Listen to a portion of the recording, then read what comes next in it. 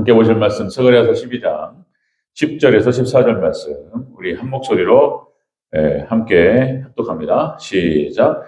내가 다윗의 집과 예루살렘 주민에게 은총과 간구하는 심령을 부어주리니 그들이 그찌른 바 그를 바라보고 그를 위하여 애통하기를 독자를 위하여 애통하듯 하며 그를 위하여 통곡하기를 장자를 위하여 통곡하듯 하리로다. 그날에 예루살렘에 큰 애통이 있으리니 무기또 골짜기 하다드림몬에 있던 애통과 같을 것이라. 온 땅 각 족속이 따로 애통하되 다윗의 족속이 따로 하고 그들의 아내들이 따로 하며 나단의 족속이 따로 하고 그들의 아내들이 따로 하며 레이의 족속이 따로 하고 그들의 아내들이 따로 하며 시므이의 족속이 따로 하고 그들의 아내들이 따로 하며 모든 남은 족속도 각기 따로 하고 그들의 아내들이 따로 하리라. 아멘. 네, 인사합니다. 오직 예수님. 네, 예수님의 은혜 평강에 넘치시기를 축원합니다. 아멘. 네, 오늘 함께 읽으신 스가랴서 12장 10절에서 14절 말씀. 자, 오늘 본문을 토대로 성령을 통한 회개의 역사 예언이라는 제목으로 말씀 받겠습니다. 자, 성령님을 통한 회개 역사가 이제 일어날 것이다. 이것을 이제 예언으로 지금 하나님께 스가랴 선지자를 통해서 말씀하십니다.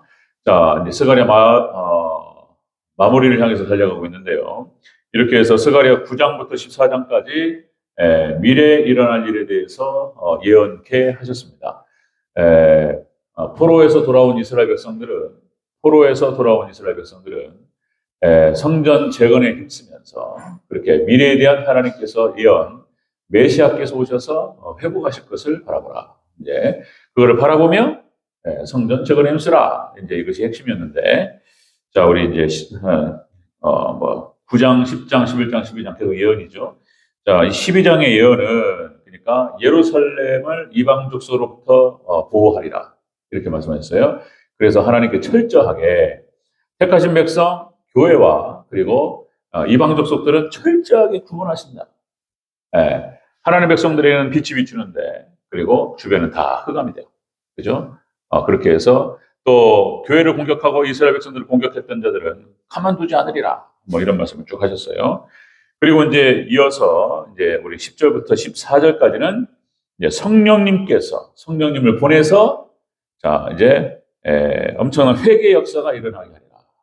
이런 얘기를 쭉 하셨습니다. 그 내용을 같이 한번 성령 강림에 대한 예언 같이 한번 살펴보도록 하겠습니다.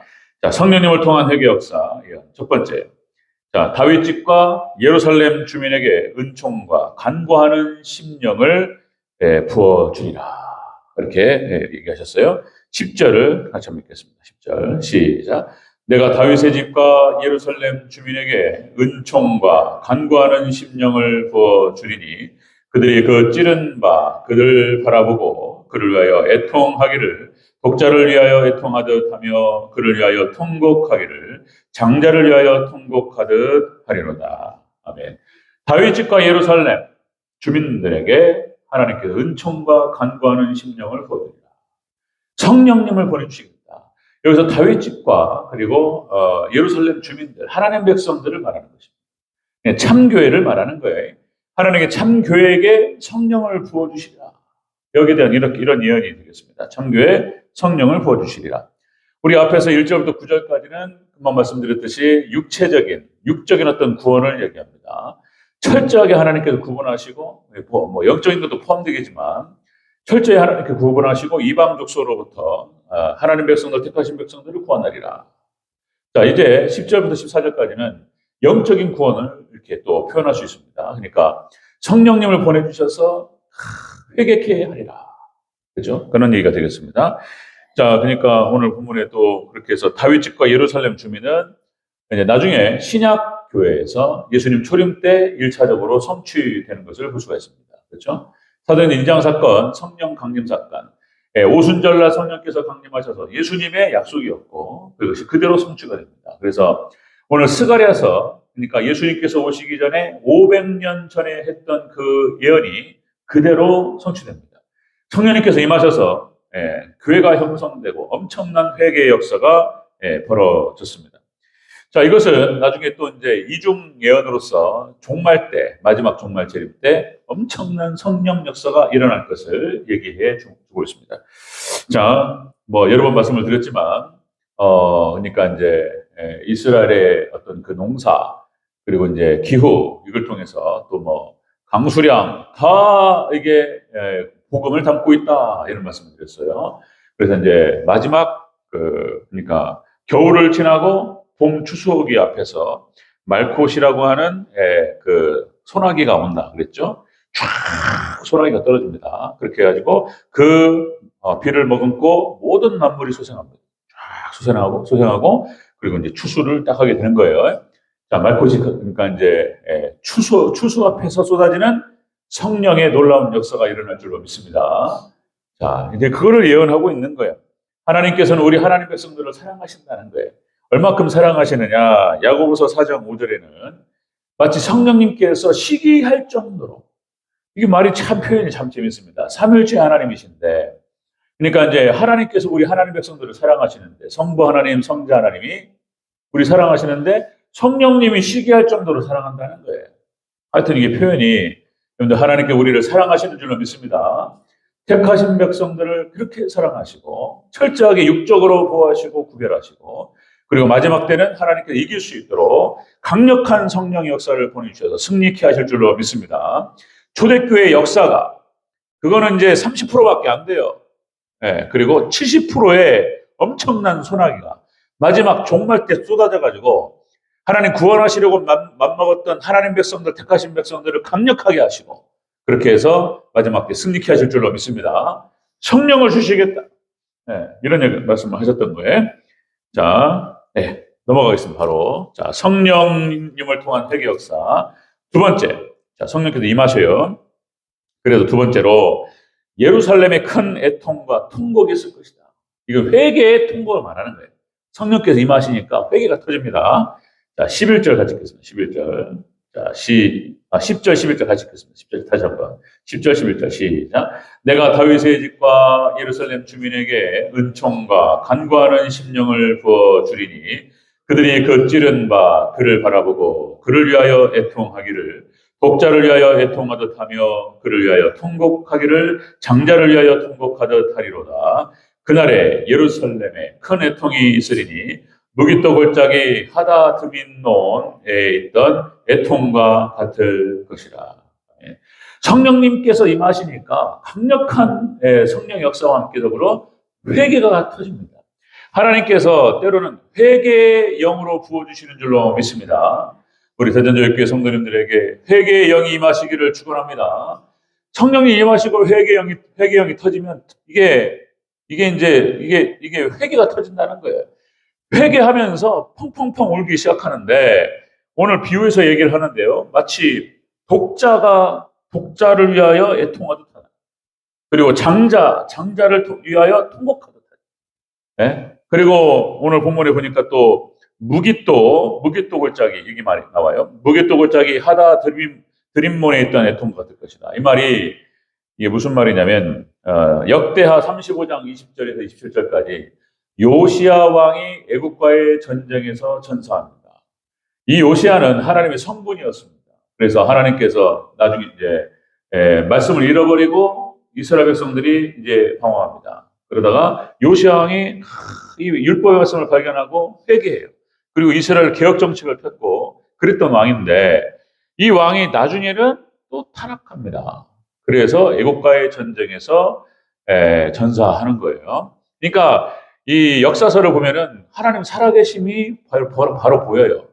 그러니까 이제 뭐 신약 성경에서 또 복음서에서 오직 예수 그리스도에 대한 어떤 역사와 그다음에 사도들이 또 무슨 로마서를 기록하고 그래서 그 복음에 대한 진술을 쭉 하는 거죠. 하나님 살아계심과 역사하심에 대해서 얘기하는데, 역사서는 그 역사의 흐름 가운데 하나님 살아 역사하시는 것을 역사를 통하여 보여주십니다.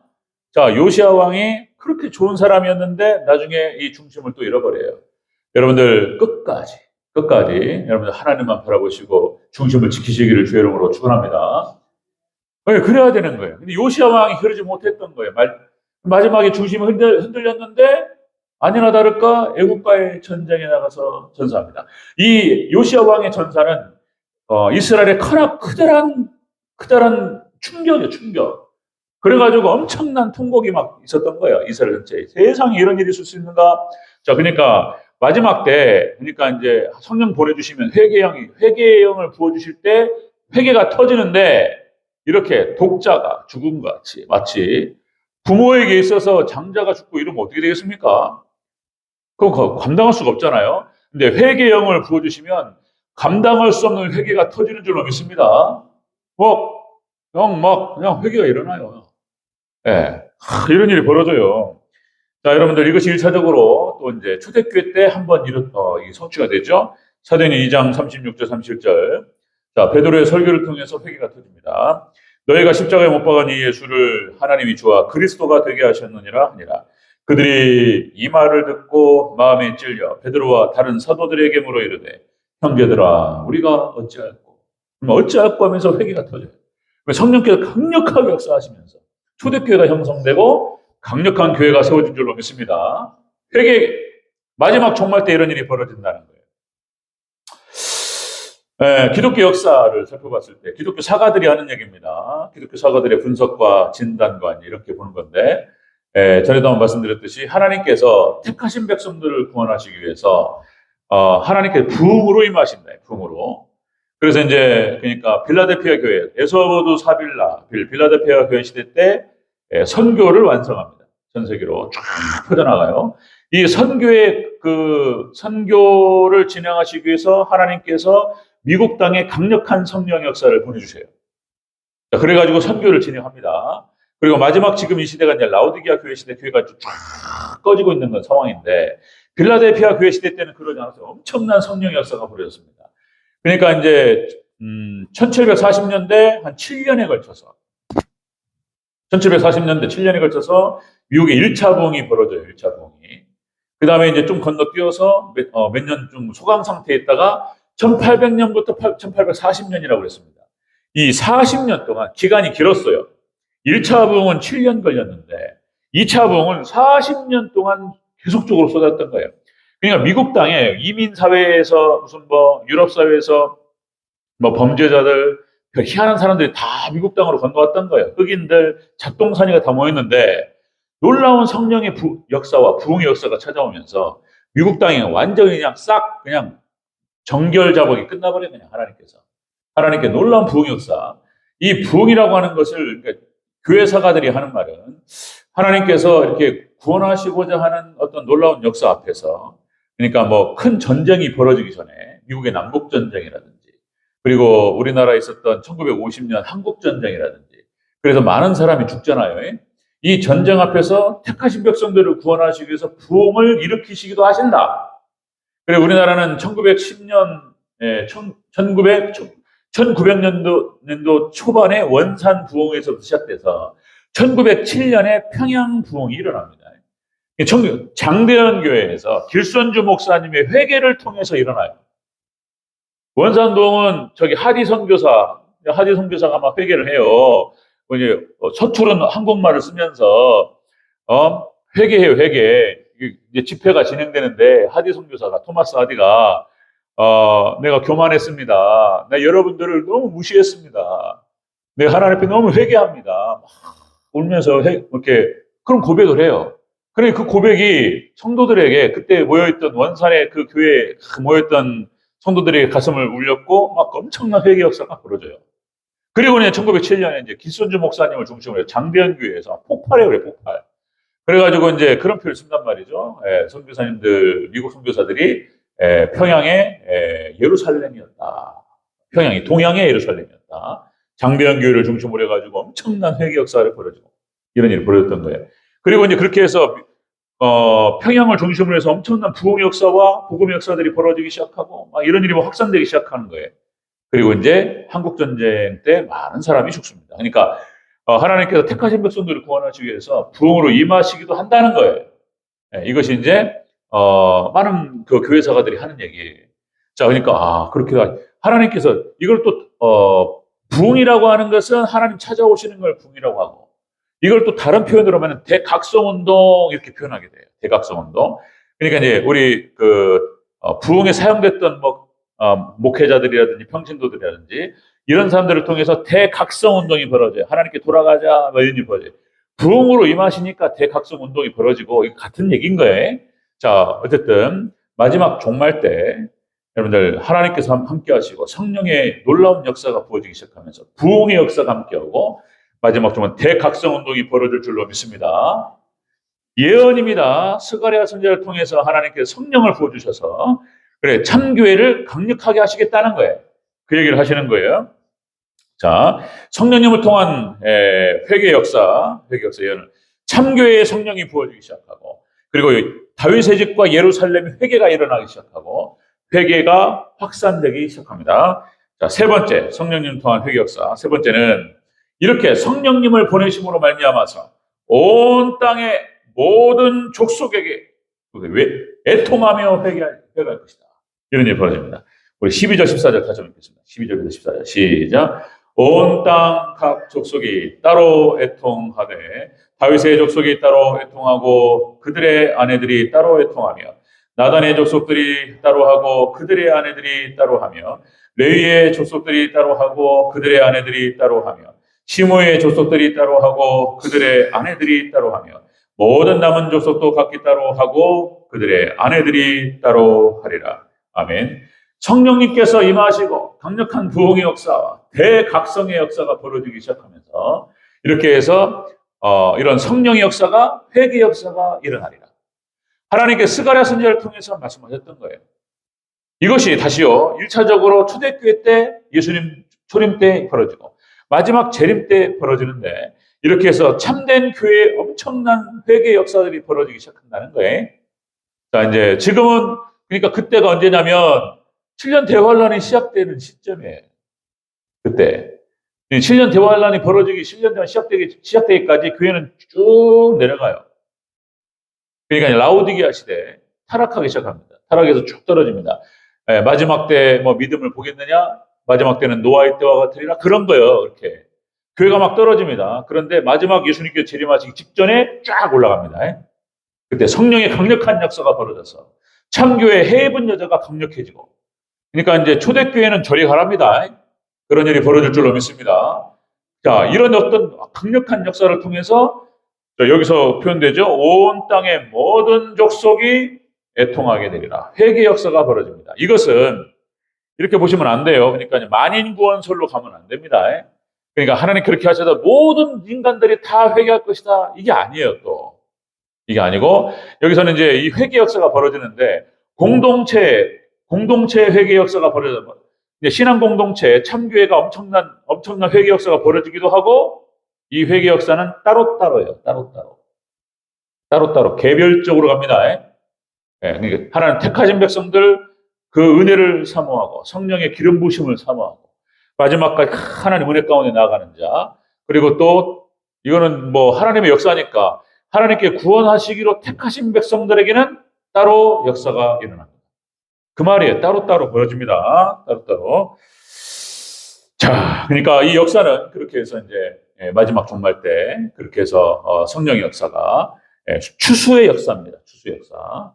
그러니까 말콧이라는 표현을 써요. 원어가 그런 뜻이에요. 늦은 비에 이른 비 성령과 늦은 비 성령을 말하는 거예요. 늦은 비를 갖다가 말콧이라고 표현하는 거예요. 늦은 비는 그의 강수량의 70~80%가 쏟아집니다.